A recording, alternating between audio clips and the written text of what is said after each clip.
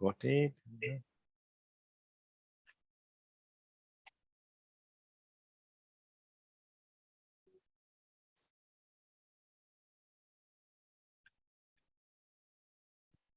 Namaste, everybody, and a very warm welcome to all our viewers tuning in on YouTube, Twitter, and Facebook. A special Father's Day greeting to all the fathers out there. Thank you for joining us today on this very special occasion as we explore and appreciate the unique and significant role of fathers in Hinduism. So, as usual, we're joined by our panel of experts. We've got Vijay Bhai and Sita Ben today. Manish Bhai is going to join us slightly later on in the broadcast. And today, we are going to explore the focus topic through a unique lens, that of fathers and their impact on our spiritual journey in Hinduism. So to set the stage for our discussion, we'll begin by watching a focus topic video together. And as you watch, I encourage you to keep an open mind, listen, absorb, and prepare any questions or comments that you may want to share with us during the live discussion after that. So remember, we encourage you to invite other people onto the stream with us, participate with your thoughts, comments, and questions in the live chat area of whichever platform you're on. And let's start today's special live stream on Father's Day by exploring this video together. So bear with me, and I will share this video.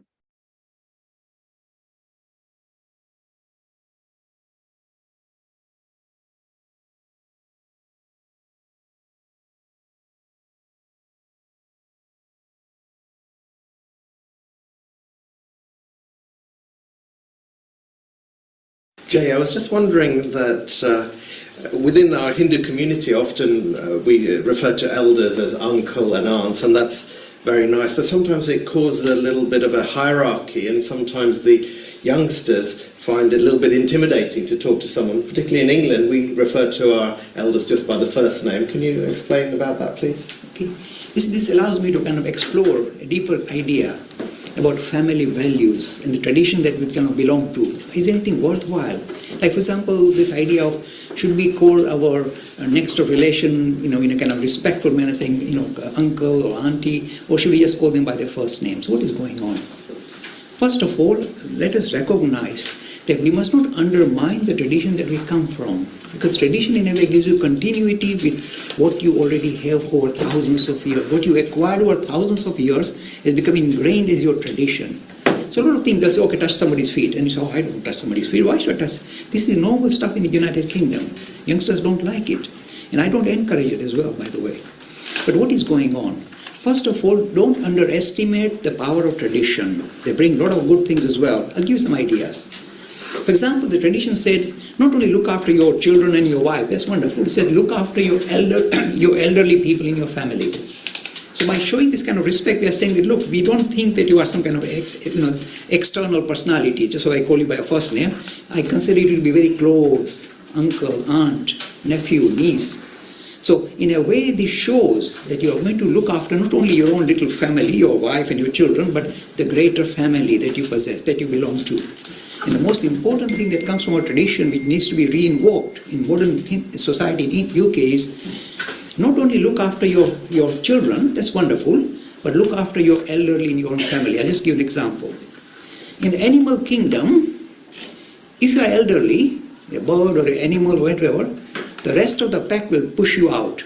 They won't share their food with you. If you're a lion, old lion, they'll kick you out, let you starve and die. They won't let you share the food. Animal kingdom, they kick out the elderly because their job is done. They're reproduced, out. Their work is done. They're getting their burden, so they're pushed out.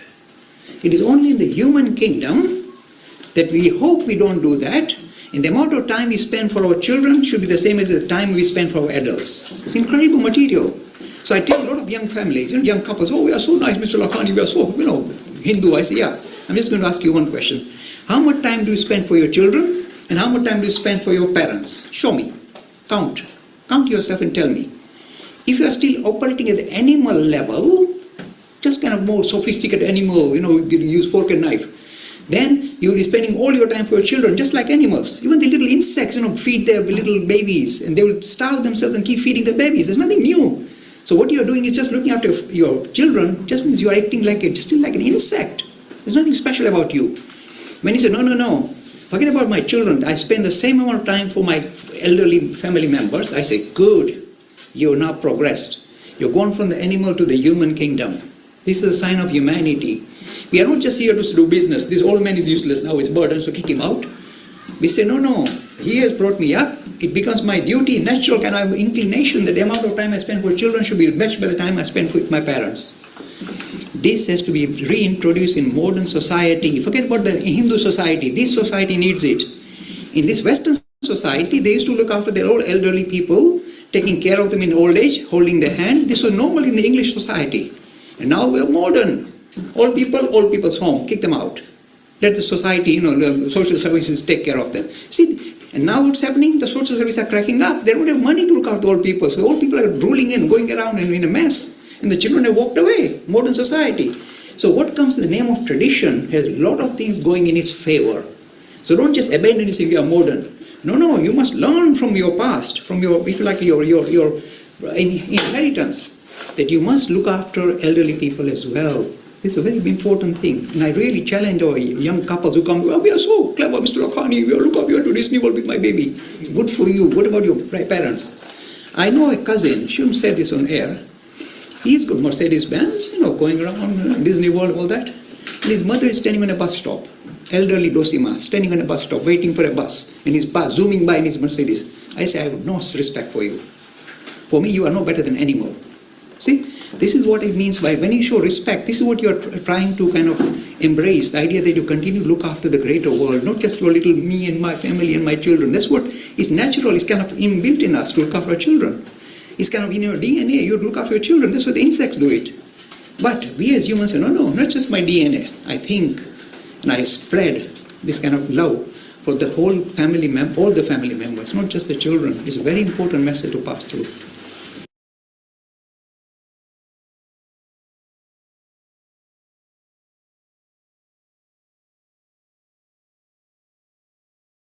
So namaste once again, everybody, and we hope you found our focus topic video insightful and thought-provoking as it celebrated the role of fathers within the context of Hinduism a little bit. So it's time to delve a little bit deeper into this topic, and we're fortunate to have our panel of experts here. We've got Vijay and Sitaben here. Of course, Sitaben, with her profound knowledge of Hindu philosophy and some scriptures, has always been our guiding light in these discussions. And Vijay, with his ability to connect these complex philosophies with everyday life, provides us with some grounded perspective, and together their diverse yet complementary perspectives enrich our discussions every week. So let's hear from you both on what your thoughts are about today's video, and then we'll get on to the viewers and their questions. So without further ado, over to you, Sitaben and Vijay. Let's start with your thoughts on today's video. Sitaben, you're on mute. Sorry. Hi everyone. Sorry. Yes. So basically, this video is incredibly important because it highlights the difference between what is the difference between us and the animal kingdom. Yes, we are all part of the animal kingdom. We understand that. But what makes us human? What makes us stand apart from the animal kingdom, as Dad said? And what makes us stand apart is that we don't sort of have this concept of survival of the fittest. It's actually a concept of let us help the most vulnerable, let us help the weakest, the people who require our help. And who are those people? A lot of the time, they tend to be the elderly people who tend to be often in society these days, they tend to be living on their own, they're isolated, they don't have any sort of links with the community because they can't really step outside their house without some kind of support. So I think it's incredibly important that whatever we do, so whatever activities we do, we make sure we allocate a good amount of time to support the elderly people, the vulnerable people in our community, because that makes us different. We're not just, survival of the fittest and whoever, who's got the most power and most resources, they're the only ones that survive. No, it should be a case that we support anyone and everyone in our community. And in the UK, for example, we are I think we're quite lucky because we've got this wonderful social care system where we're able to have, local authorities and NHS trusts helping us to look after the elderly. But the difficulty comes because that's my job, is I'm working in this industry. What we are finding is that there is so much burden being put onto these councils and the NHS, to the point where they are no longer able to sustain or fund long periods of care. And what could really potentially help is if the family members of the elderly were able to take on a bit more of a leading role, take a little bit more responsibility in terms of looking after their elderly. It can go a long way towards relieving some of the burden from the NHS. I mean, obviously there are people who've got complex healthcare needs and that kind of thing, and they require the full, all guns blazing. They require all that support. But if there is any way that the family can help to relieve some of those pressures and burdens, it can go a long way to, for example, helping a greater number of people rather than having to restrict the number of people it can help. So I think that's a really valuable message, is make sure if we are in the prime of our lives, make sure we make time, not just for our children, but for our elderly as well. Vijay Bhai? Yeah, it's a very sad situation that quite a few, I've seen them also on my road as some elderly walking on their own, and they can hardly manage, and you wonder that how come there is nobody to support them. So I think this is something that society has evolved towards. But one thing to mention here, I think sometimes we forget the value of the elderly. They're like a tremendous reservoir of knowledge, and quite often somehow we feel that there's not much to learn, but believe me, there's so much they have knowledge of. I mean, I have learned so much from my parents about, because when they were alive at that time, I wasn't there. The life was so different. You get a very big, very nice historical perspective in all kinds of dimensions, like religious dimension, cultural dimension. There's so much knowledge, and you lose all that. Plus, I think sometimes, we forget that not only that, even when they're in the house, they're sitting around, they still try and help out as much as they can. So you really benefit. You can imagine people living in two houses, one parents living in the elderly in one house, and others living. You got two houses now. Again, it's a huge problem in society, in a housing burden in the UK as an example. And it was so good if, where possible, parents can stay with the children, so they all benefit. And it's quite interesting, if you look at the history of India, almost all the scriptures, they kind of tell us to live together as a community, or at least greater family, because you really benefit a lot. I mean, when I was young, I remember, I would just go into my aunt's house and eat, no problem. She won't even bother. Yeah, come and eat. So you got 3 or 4 kitchens you can go to and eat. So there's so much benefit. It's sad today for some reason the way society has evolved. People are living in kind of insular, insular kind of houses, insular kind of groups. Just sad. I mean, I hope it changes. And ironically, I was just reading 3-4 days ago, reading the Vastu scriptures, just to recap. And I don't know if you know, but in India, the houses have a courtyard in the middle and all the rooms are on the side. So in effect, when you go in the house, you can't avoid people because you have to pass the courtyard and you always interact. Whereas I don't think in the UK, all the windows look outwards, right? So you go in your room and you hide it, nobody sees you. So even the whole idea of architecture, everything goes linked to how we can make society more conducive, how you can build relationships in the family. So it's not just simply talk. There's a lot of other things we've done to make sure that this happens. So it's a very important facet of human life to have relationships with the elderly, with the young, and actually in a way it makes you a much more richer person. I think sometimes we're losing that. Wonderful. So yeah, it's a great start to the day. Once again, just reminding all of the viewers who just recently joined us, today's focus topic is on celebrating Father's Day. So we have a Father's Day special. And let's start by exploring the role of fathers as per Hindu scriptures. Do we have any particular stories or characters that we should reflect upon that stand out as a father? Vijay Bhai? So I think there's quite a few stories. Most stories are mixture, about father and mother kind of stories. But I think if you look at the Puranic stories, there are quite a few Puranic stories where you see the great rishis of India, rishikas of India, and how they interact. So there are stories in that sense which kind of interact with family. I guess the whole family kind of situation. I would say tradition in that sense. But I think over the years, you see that all the smritis, the scriptures, they've had defined specific roles of parents, fathers and mothers and children. But that, of course, evolves with time as well. So I think all I can say is that in the earlier stories you have, in the Puranic stories, a lot of stories where fathers are given equal value, mothers are given special value. In effect, all are given kind of some sort of value. But there's no specific story that comes to mind at the moment. Sita? Yeah, I mean, the obvious one for me is my own dad. He's the most recent example of that. He's the best dad anyone could have wished for, and I owe everything to my dad, and he's my role model. He's my everything. Sorry. So yeah, I really miss him on Father's Day for sure. I'm sure, Sita, when that sentiment is echoed by loads of different viewers, people who are watching and have interacted with Jay over the years, and of course, they will value the impact that he has had on their lives. So they say gurus are people who are the remover of doubt or who bring light into your life. And the first guru I would suppose anybody has is their mother, because she's the one who she's the one who's brought you into the world and instills into you some of the values and ways of life. But the next person would be your father. So, Sitaben, what specific values is a father expected to impart according to Hindu philosophy? So, this is where you can share the values that Jay imparted with you. Yeah, I mean, I think it's incredibly important. They give you that grounding and that foundation, but it's not so much a case of them sort of telling you what you should and shouldn't do. That doesn't have the same level of impact as actually seeing them performing what they are saying. It's not just a case of I tell you to do this because it sounds nice and I'm off doing something completely different.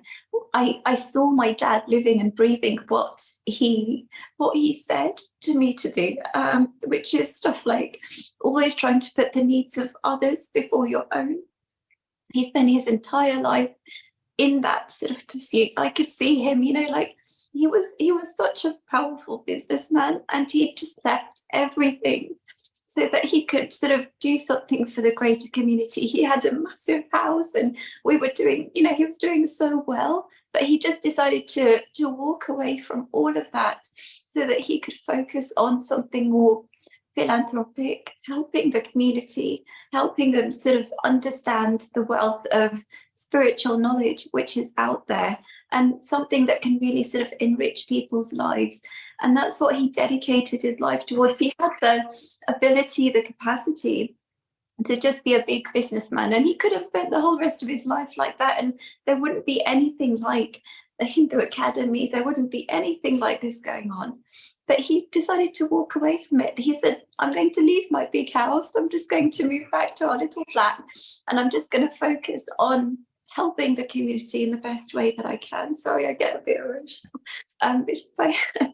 No, all I can say, I mean, I've been with Jay for 20 years, and I always found that he was very giving, because quite often, he would say, yes, yes, yes. A lot of people, will you come? Yes, I'll come. Will you come? Yes, I'll come. And then I say, hold on a minute, what are you doing? And he goes, oh, I didn't realize that, because I find it very hard to say no. That's when you say, okay, Vijay, can you go and cover this event? Sita, can you go there? Because it's 3-4 events together, and he just can't say no. So, I mean, that just shows how much love he had for humanity. And it's quite, because when I was, from my perspective, I was saying, why was he doing that? But it's genuine. I think, as Sita said, you have to live it. If you just say, do this, it doesn't really work. When somebody living it, then you say, okay, yes, this is a genuine person, right? A genuine guru. Because, it's easy to say to somebody, yeah, can you go, you should do this, you should not do this. But that doesn't really help, right? You have to live it. It's a very interesting story. I remember this. It's by somebody called Namdev. And once a mother went to him and he said, my son has got a problem and he eats too much sugar. Every time I ask him stop, he won't. He's, that sugar cane. And Namdev goes, you know what? I'll tell you what, come back in 2 weeks. I'm going to give you an answer in 2 weeks. So the mother went away and with the child, and then after 2 weeks, she came back. And so, okay, now I'm back again. And then Namdev goes, oh, very good. So come here, my son. please try not to eat sugar from this day on. Try and cut down on sugar. And the mother goes, hold on a minute. Is that all you wanted to say? Then why send me away and come back 2 weeks? He goes, well, I love sugar so much. I had to give it up first before I could tell him. So because now I've taken an oath not to eat sugar. So he's actually given up sugar for 2 weeks. So he said, I'm actually telling him that I am big. And that's how Jayabai's life was. I mean, my father passed away very early. But I remember vaguely that it was the most valuable thing was more than him telling me what to do was giving me confidence in what I want to do and what I want to achieve. And that's the biggest thing you can do is give your children confidence in to follow their dreams or whatever they want to achieve. And there may be, of course, people do fall down once in a while. Children fall, they trip over. But the key thing is to give them encouragement. That's the biggest thing you can do. But I think that by far the biggest is what Sita mentioned, is if you live that life, then your children will see it and pick it up. That's the best way to, to be, I guess, a very good father, is to live that life, And it should be amazing. Wonderful. So how does the concept of Dharma relate to fatherhood in Hinduism? So I know in Hinduism, we've got like 4 different types of Dharma. We're looking at social, human law, universal, and then self. And being a father, when you have a child, what's your role as far as Dharma is concerned? So I would in raising the child. I think the role is, I would say, is pretty big. I mean, if for the father instance, as you mentioned the word dharma, as you say, it plays out on multiple levels. Is dharma to yourself? How you react to others? Dharma to the wider community. Also your your dharma towards nature itself.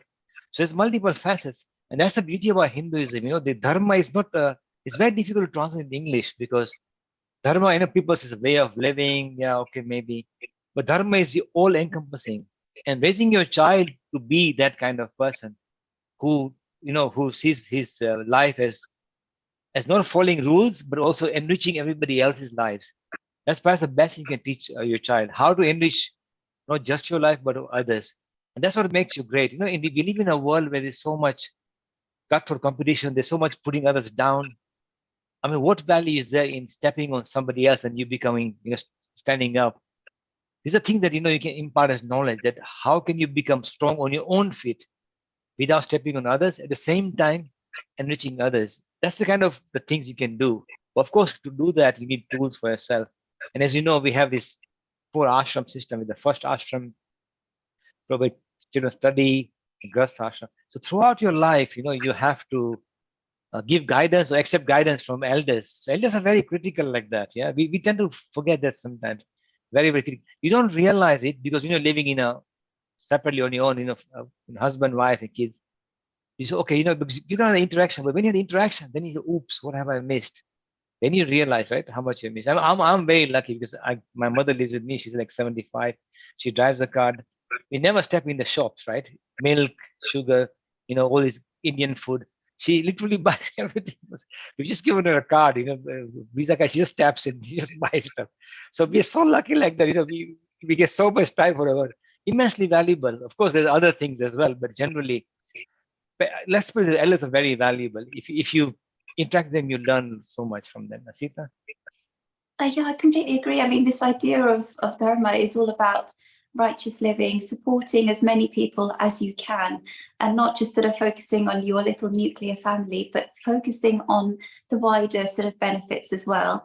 And as Vijay said, it's so valuable to have the guidance of the elderly people because they've had all the life experiences that the younger generations haven't quite had yet.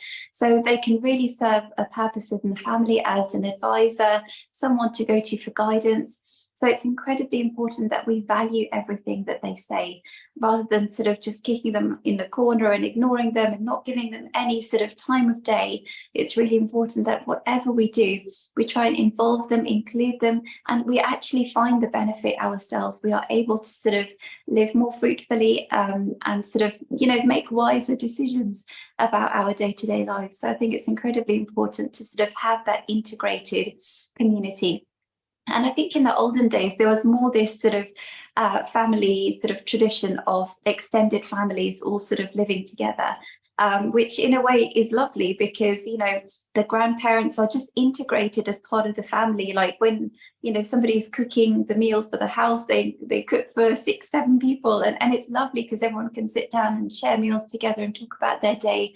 But now obviously society has changed and everyone is living in more sort of insular communities, as Vijay Bhai said.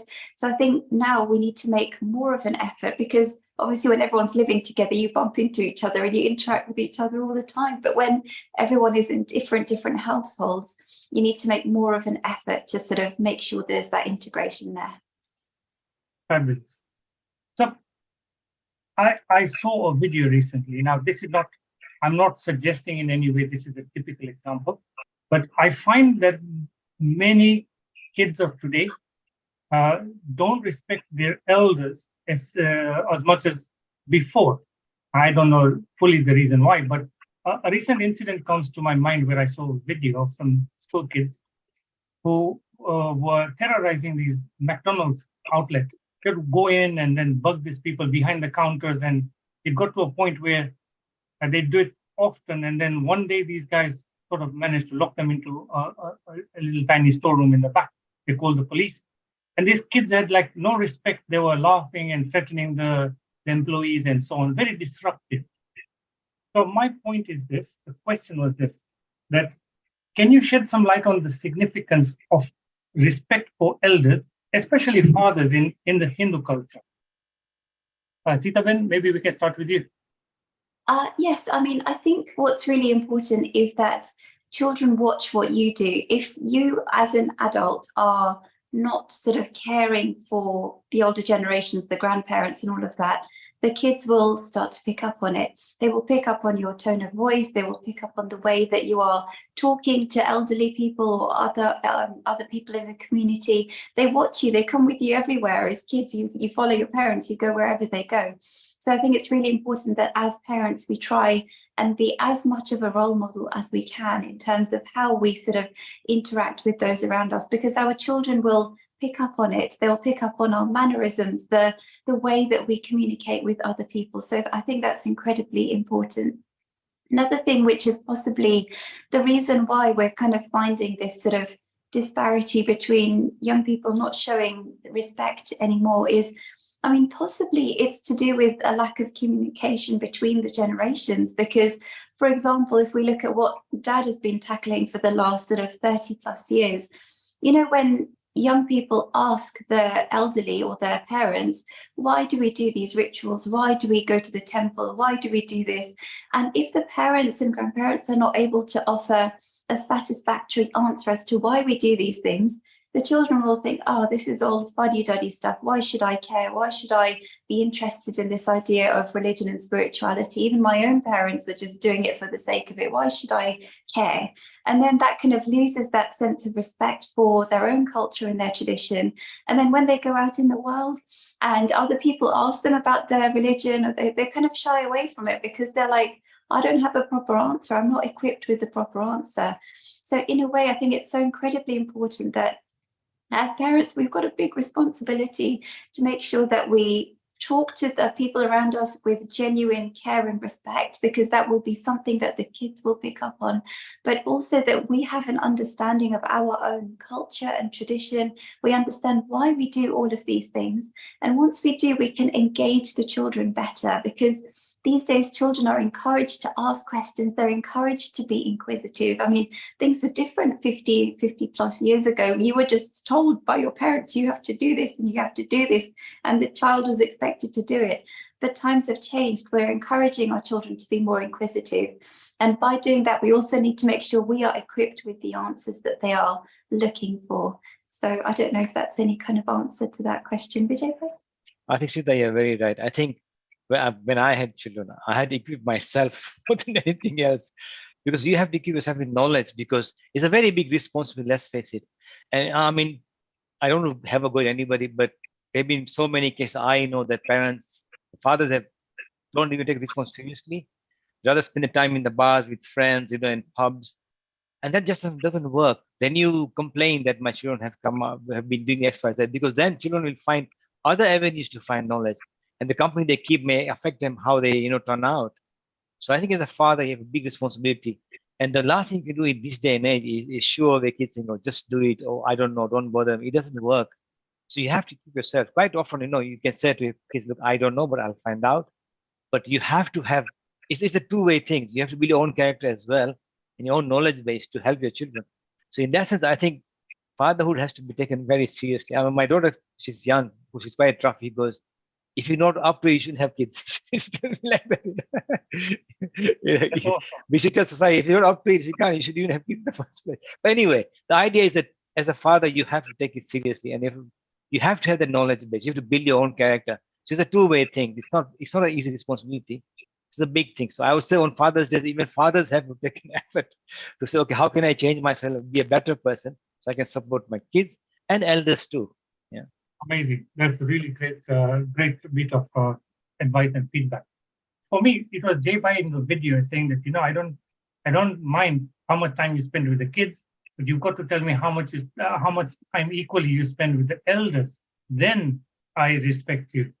So that's really good. And we have Ali, our regular viewer, and Ali had a comment saying that, I went to a department store today and was greeted by a very senior aged employee who greeted me at the door. And she says most people just acknowledge the person with a nod, but she stopped and purposely talked to the person as a human being, And so that's really good. It shows it's the right kind of thing you should be doing anyway. So let's look at this thing. So what is the role of a father's, what is the father's role in spiritual education of his children in Hinduism? So yeah, it's actually it's a very big role actually, because as I said, I think mothers, of course, are the first teachers, as you say, especially regarding knowledge and spiritual knowledge. Mothers are the first ones.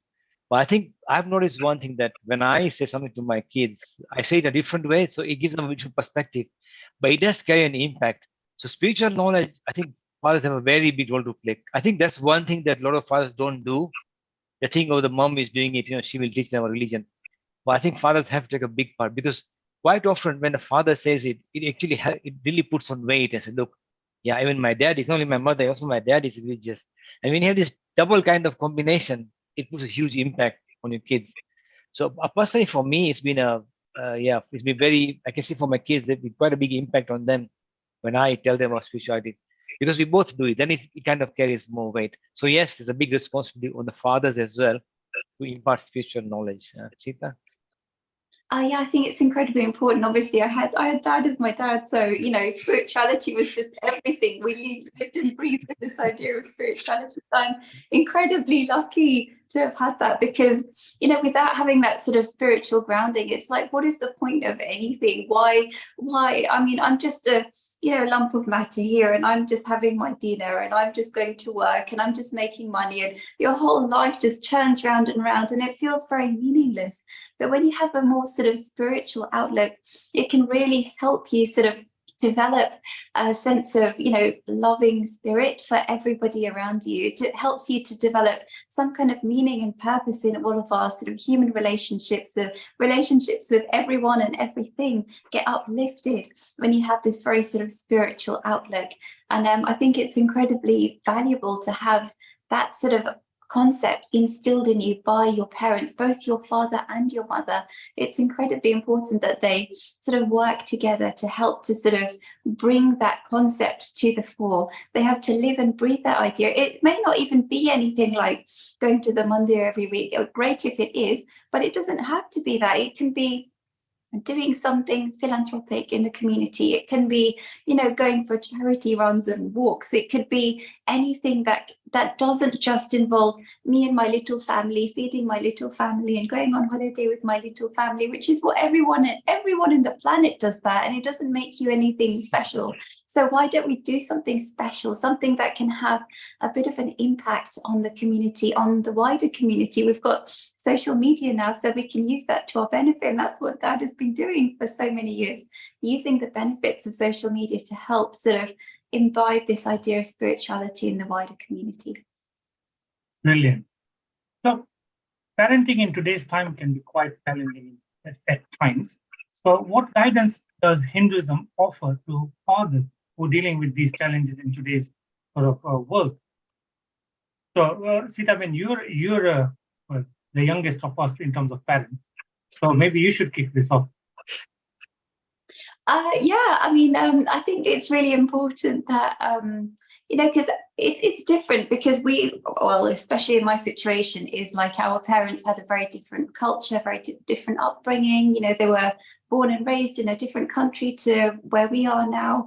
So things were very uprooted, very different. The cultures were very different. And I think it was a real challenge for my parents' generation to sort of deal with the sort of very different upbringing that, their children are sort of being surrounded by, but at the same time trying to sort of stay rooted in our sort of Indian sort of, culture, but also our idea of spirituality as well.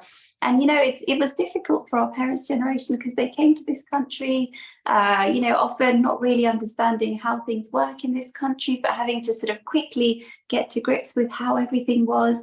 So it was a very, very challenging time for our parents' generation. But I think it's important that we try and strike that balance between, yes, it's wonderful to sort of make money and have a good profession and all of that. But I think that's something that's been very heavily instilled so far. But something which needs probably a bit more emphasis these days is the spiritual inheritance that we have, not just focusing on getting a good profession, a good university, a good job, but also having this sort of spiritual outlook. Because yes, it's one thing to get your certificate and one thing to earn a good salary, but it's another thing entirely to have this wonderful sort of grounding, this spiritual grounding within you, because it makes you more of a well-rounded individual. You know how to interact with others, and why we interact in a positive way with those around us is because the same spirit that's in you is in me, is in everybody. So if we kind of grow up with that kind of an understanding, it can hopefully help us foster more meaningful relationships with those around us and have a more purposeful life, hopefully. Vijay? So yeah, I think Nishit, you're right there. I think fathers have to make an effort as well, because I've noticed one thing that, when I was, my kids are in university, so it's not as much of a, but when they were young, I used to make an effort to at least spend about 15 minutes, sit with them 15 minutes a day, because when you come from work, you get tired. But I think, having said that, let's be frank, my generation, we are much better off than our parents. They struggled so much. And quite often when I look in hindsight, I can safely say that I'm actually living off the fruits of my parents' hard work, because they had far more struggle than we did. And now the quality of life is improved even more as the next generation keep on coming. So in fact, I have that time. If I just spend 15 minutes with my kids, I talk about spirit, any topic, speak something, then you build this bond, this bond. And of course, the idea of spirituality and the idea of service, all these topics. If you discuss these topics, then you imprint in their minds. If you just think have automatically, it won't. So as fathers, all I can say is that we have to make that effort to get this knowledge into our kids. It won't just happen automatically. Amazing. So let's look at another thing. So how can fathers help instill a strong sense of Hindu identity in the younger generation who are growing up in a multicultural society? Vijay? Yeah, so there's two facets to that. I think is you have to interact with the we live in it's a multi-ethnic society, society. So first thing first, you have to be grounded in your own roots as well. At the same time, you should not be insular. You should also be open to other communities. And that's something that I've fostered in my children, that you have to be both sides. And luckily in Hinduism, we are very lucky, because with the idea of pluralism, this kind of in many ways comes naturally to us. It's not only something that we respect only our culture, we respect other people's cultures as well. There's a very big difference which Jai mentioned a lot. People say we tolerate, and tolerate is very, in a very derogatory term in some ways. As Hindus, we're brought up, respect yourself, respect others. So in essence, for us, it's much more easier to show respect and, other people's cultures, tradition. So you have to work on both angles, I think, in this case. Yeah. Sita? Yeah, I completely agree. I think we should make sure we don't sort of mistake, outward symbols of identity with, and missing out the inner bit, which is more important in a way. So yes, it's wonderful. We've got these kind of symbols which show that we are Hindu, like, for example, bindis and tilaks and Indian clothes and whatever. But that doesn't mean that if you just put your child in those things, it doesn't mean they've suddenly got that sort of grounding. It's really important that they don't necessarily have to go out and show it and display it to the world, but what they carry inside them is something that's so much more valuable, something that will help them throughout their lives.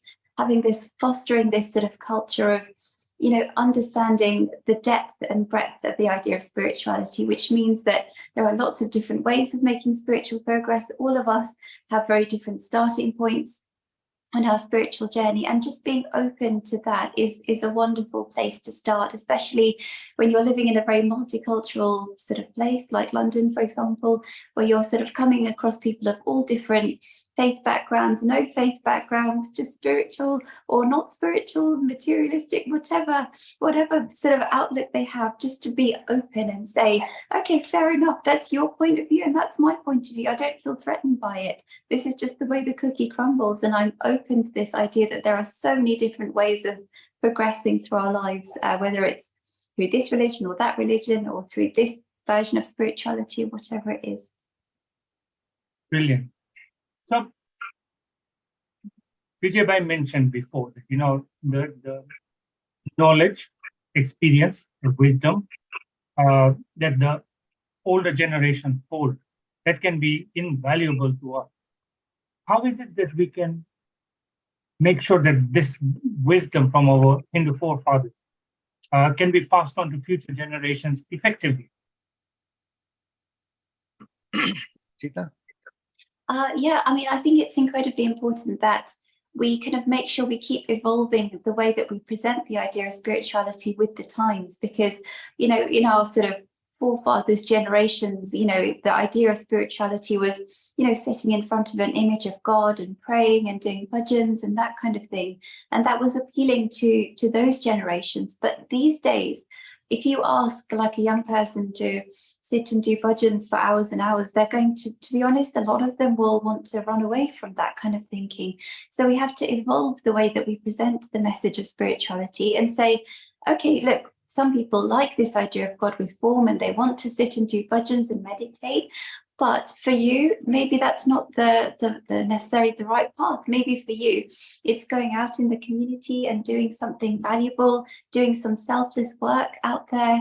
And for you, that is spirituality. Anything which gives you that tremendous sort of buzz, that sort of that recharging sort of feeling that you get when you've done something positive, that is spirituality. So wherever you find it, it might be on the football field, it might be playing cricket, it might be going swimming, it might be playing music, whatever it is.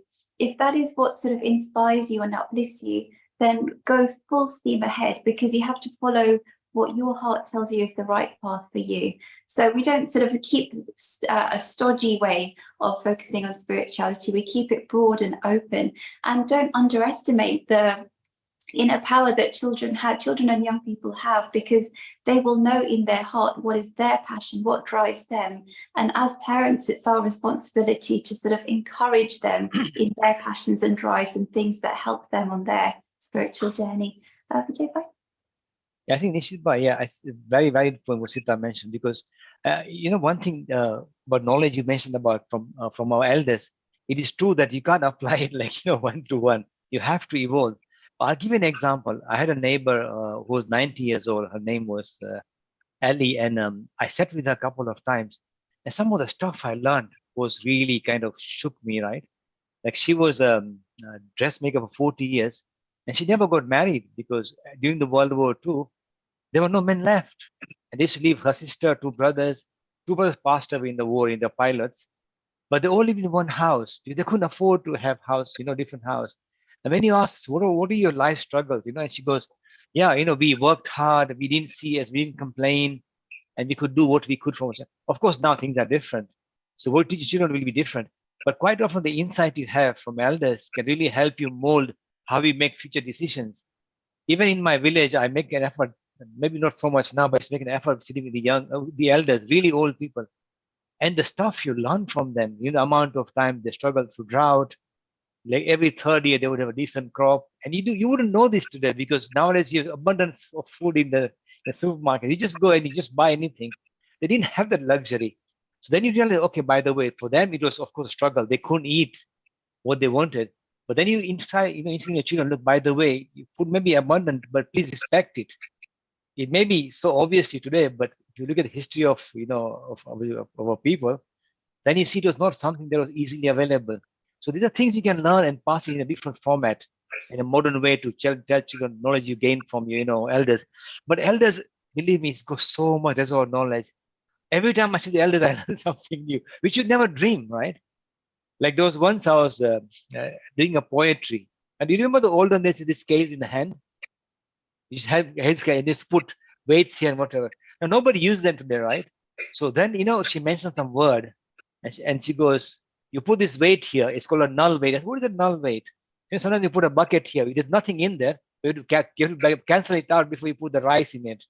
That weight is called null. There's a name for that. And things like we all lost that knowledge, right? So there's so much knowledge they have.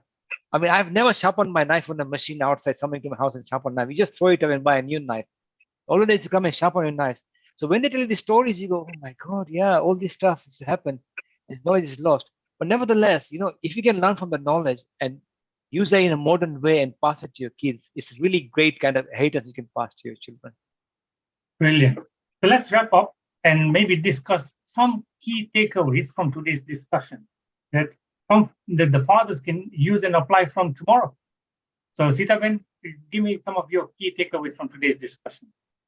So I think it's really important that parents they practice what they preach. They live and breathe what they are saying rather than just sort of telling their kids one thing and doing another. I think it's really important as parents that children really watch you. They watch the way you talk. They watch the way you do anything and everything, and that is the way that they end up being grown up. So we have to, in a way, model the way that we want our kids to be. So it's something that as parents we have to learn from as well, to make sure we are mindful in terms of everything that we do. So yeah, a great deal that we can pass on to our children, but a lot that we can learn from our children as well. Vijay sir? I think Sita, you have covered it pretty comprehensively. Well, also the second part you mentioned important as well. Learn from your children. If children are learning something and they go, "Dad, can you learn as well?" Then you should try and learn. I mean, I never had interest in, like in some of the stuff my kids do. Like my son loves history, and he watches. I said, "Can you sit with me and watch it?" So, okay, I'll watch it. So you have to do sometimes what kids want as well. So it works both ways. Then they will say, "Okay, my dad likes what I'm doing, then I'll do what he likes." So it's kind of a two-way street. So I would say make an effort to try and learn what the kids are learning. So you're on the same wavelength with them. Don't just say, "Oh, they're learning, leave them alone." Don't do that. Please learn. If it's Harry Potter or anything, read with them and learn at the same time as what they are doing. That will be really beneficial. They'll really like that. My dad likes what I'm doing. That is a kind of a very big thing as well. Amazing. So folks, thank you so much for a very, very vibrant and colorful session today. We've really enjoyed looking at all your thoughts and your comments in the chat box on Facebook and YouTube, etc. And I have a couple of questions for the general Q&A. We have Sudeep Das, who's asking the question is, Ramakrishna Paramhans, God, I believe in Dvait Vedanta. Vijay Bhai? That's absolutely, the thing is this, right? It's very important to remember that from the Advaita tradition, we are all God, right? The thing is, Ramakrishna Paramhans is somebody who is in this life here and now shown that quality of a divine God. And there's absolutely nothing wrong. If somebody says, I personally believe he's a God, that's my belief, right? But of course, in the Dvaita tradition, people believe that there's only one supreme deity and everybody else is like, a disciple, which is fine too. If you believe in Dvaita, that's absolutely fine. But one thing to keep in mind is it's not unusual. Like, it's very common outside India. I would say India is the only place in the world that a human, through his deeds, through spiritual achievements, can become a god. So it's not unusual. I mean, people ask me, why do you only have gods in India? Because only in India you have people who, through the deeds and the spiritual achievements, can become a god.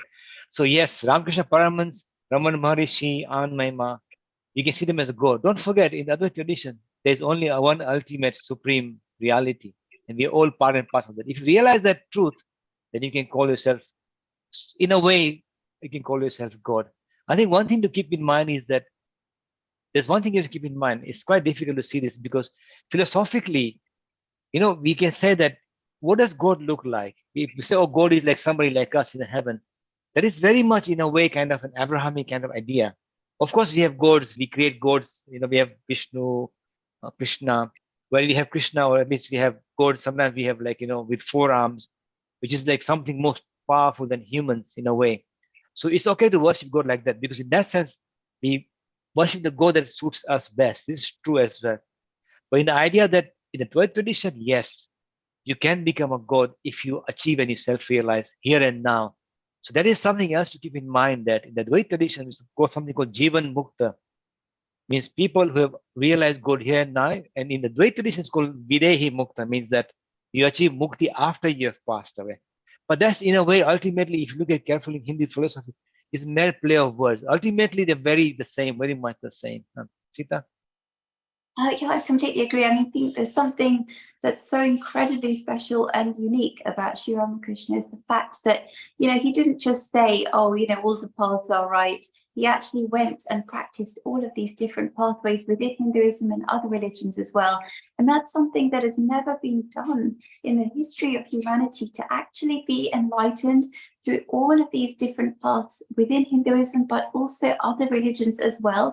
And to actually have somebody in the history of humanity to say, actually, all of these paths go to the same destination, is something absolutely mind-blowing. It's something that is so essential in today's world, where everyone is sort of trying to blow each other up and trying to undermine each other's faiths.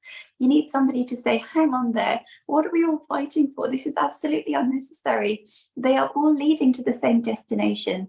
So it's not just some fluffy poetry, it's actual experience. So I think that's something incredibly valuable. And if you want to see him as a god, then I think that's a very valid point for sure. Brilliant. So, folks, thank you so very much for joining us on this very special occasion, as we've delved deeper into the essence of fatherhood through the lens of Hinduism. So we hope this discussion was as enjoyable for you as it was for us. And I'm also very, very pleased to announce our popular Basics of Hinduism course is now available once again. All you have to do is simply go to our website, which is www.hindu-academy.com, with a large banner that says click to sign up for our free course. The course is completely free. And just a reminder to anybody who has previously signed up to it, the old platform is now no longer available. You will have to sign up again on this new platform. The new platform is another level up from where we were. So we hope that this will give you a much better user experience than the previous platform. And we encourage everyone, from beginners to those who are looking to refresh their understanding, to make the most of this resource. So we look forward to seeing you once again next Saturday at 2 o'clock for our next enriching discussion. Don't forget to subscribe to our YouTube channel and hit the bell notification, because we do upload new videos every week, and you will be notified of them. And last, but certainly not the least, on behalf of Hindu Academy, let me wish all the fathers a very happy Father's Day once again, and may the wisdom of our shared tradition guide you in the important role, in the words of our scriptures, Dharma Rakshati Rakshita. Dharma protects those who protect it. Until next time, stay curious, keep learning, and continue to grow in your spiritual journey. And I'd like to close with a quote from Swami Vivekananda. He says, "He who sees Shiva in the poor, in the weak, and in the diseased really worships Shiva. And if he sees Shiva only in his image, then his worship is but preliminary." Now, this is the essence of seeing divinity in all beings, which aligns with the virtues of compassion and care, which is often associated with fatherhood. With that, I'd like to say thank you very much once again for joining us. And from our team here at Hindu Academy, we wish you well, and we'll see you next week on Saturday, 2 o'clock as always. Bye-bye.